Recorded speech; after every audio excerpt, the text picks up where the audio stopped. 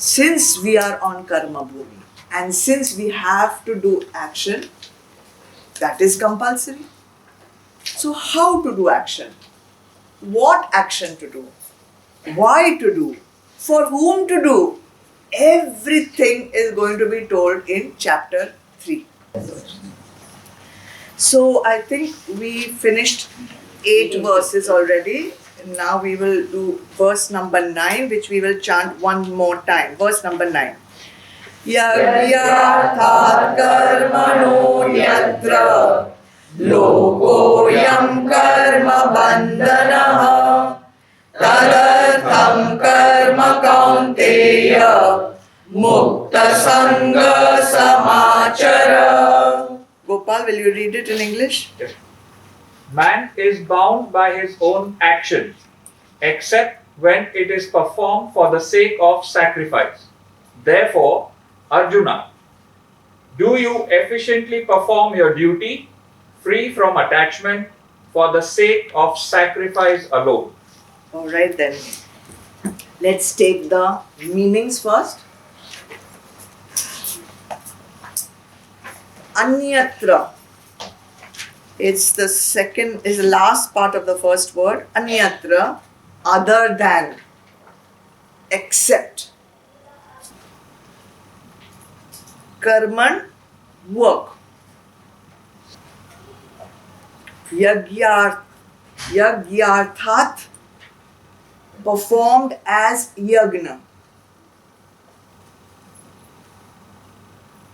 So all that first word only of the verse stands for other than work performed as yagna.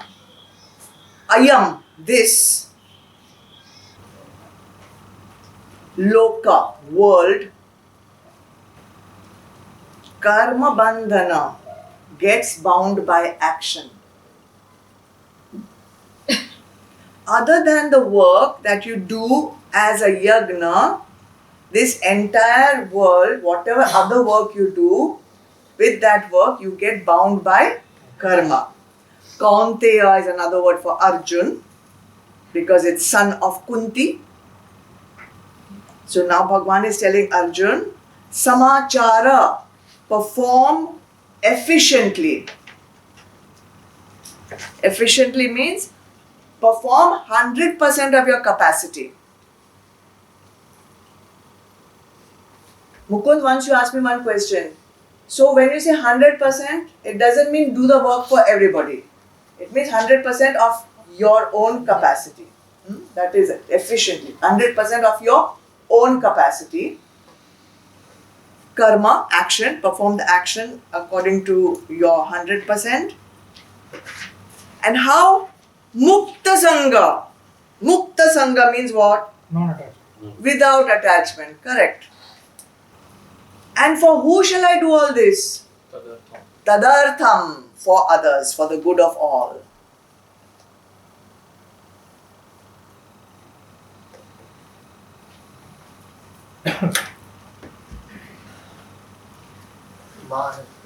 Yes. What does it mean exactly for the sake of sacrifice? Coming to it. Babu, we're not started also.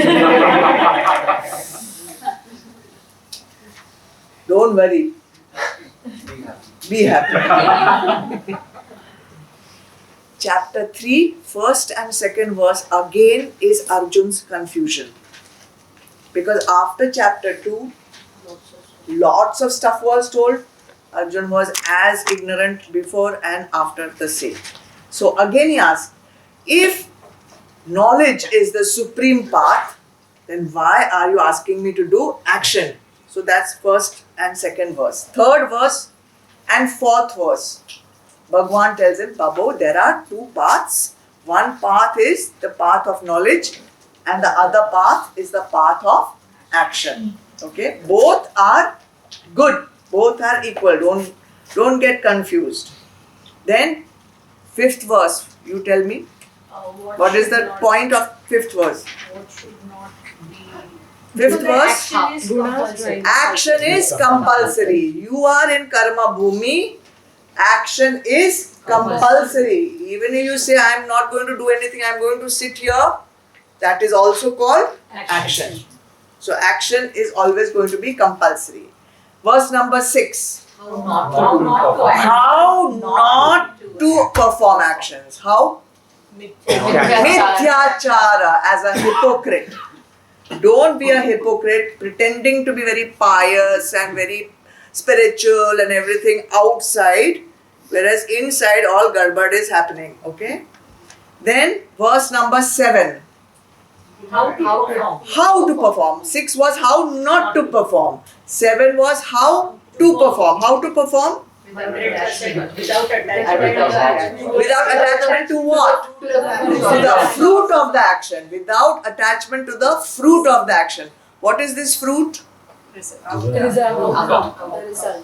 result of the action. Your job is to perform. What will be the result is not in our hands. Then comes verse number 8. What was verse number 8? What to perform? What kind of actions to perform? So which were those actions? What is Shreya? Not Priya. What is right for you? Not what you like. And what are the other? As per word. Kartavya karam. Kartavya karam. Kartavya karam. Nitya karam. What is meant to be done according to your ashram, according to your varna, how to look after your body, how to look after your family, how to look after society, how to take care of the country, how to take care of the world, and finally, most important, environment, more important, moksha. Okay? All this doesn't have to happen serially, it can happen simultaneously. So now we come to verse number 9. For whom to perform the actions? For whom to perform? So Bhagavan says here that man is bound by his actions, karma bandhana. Now we have to understand how does this karma bandhana happen? Why does it happen? Which actions are performed, how they are performed, and how come they are binding us with karma. So let us see some of the motives we use for performing action.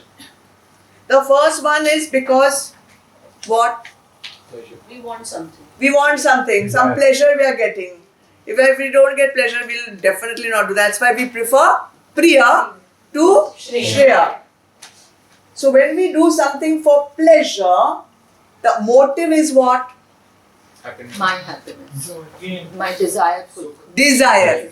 The motive is desire. You have a desire to experience a pleasure, therefore you do it. Simple. So in other words, your motive, first motive for action is kama. Kama. Kama means what? Selfish desire. Personal desire. Pleasure for your personal selfish gain. Desire prompted action, what we call. Now, you have a desire and you are not allowed to do that action. So you don't get that pleasure. Then what happens to you? Anger. And when anger comes, what do? Shout. Abuse. Hate. Okay, let's not go into all that. Okay, so in other words, the motive for that action of shouting, screaming, pinching, poking, hitting, kicking, whatever you do, God knows. What is that motive? Krodha. Krodha. So the first motive was Kam. The second motive is Krodh. Then most of us believe what? We believe that happiness lies in a person. If I get this person with me, I'll feel happy. If I get this glass, I will feel happy. If I get this situation, I'll feel happy. They feel happiness lies outside. What we call that? Moha, delusion. So that's another motive for action because we believe that we are doing those things, right? Then, when we get what we want, and we are getting something more than others, Lobha, we want more and more, we are never satisfied. And then when we get more and more, we feel very proud, right? And pride goes into arrogance. Ahankar. Mother. God forbid somebody else gets more than us, then Matsarya, jealousy.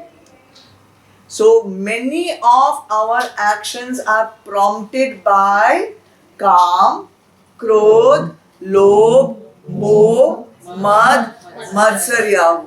And these 6 things are called what? Gateways to hell. 6 enemies of man. 3 gateways to hell, coming later. So because of these 6 motives, we are attached to our actions. We are even attached to the persons involved in that action. We are attached to our sense of limited self also. And we are attached also to the fruit of the action. And when we are attached to the fruit of the action, and we are attached to the doership of the action, what do we create? Karma bandhan. Karma bandhan. So that is how actions lead to karma bandhan. Now this is a big problem because action is compulsory and I'm in karma bhumi, so I have to do action. So is all work binding?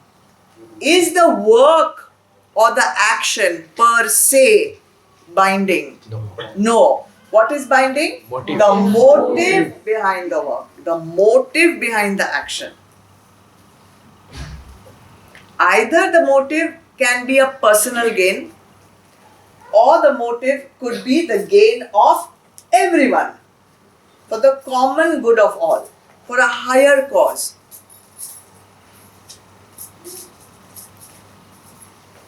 So now surgeons who do operation surgery like Mukund, he takes a knife and he cuts you. That is very different from a murderer taking a knife and cutting somebody. So the knife by itself is not binding. The action of cutting is also not binding. The motive why you are cutting is the binding part. Getting it? So the action is neither good nor bad. An action by itself is neither good nor bad. Neither is it binding nor is it liberating.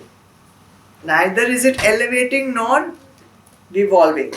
How we perform the action, why we perform the action, that is the critical thing that Bhagwan is going to teach us here.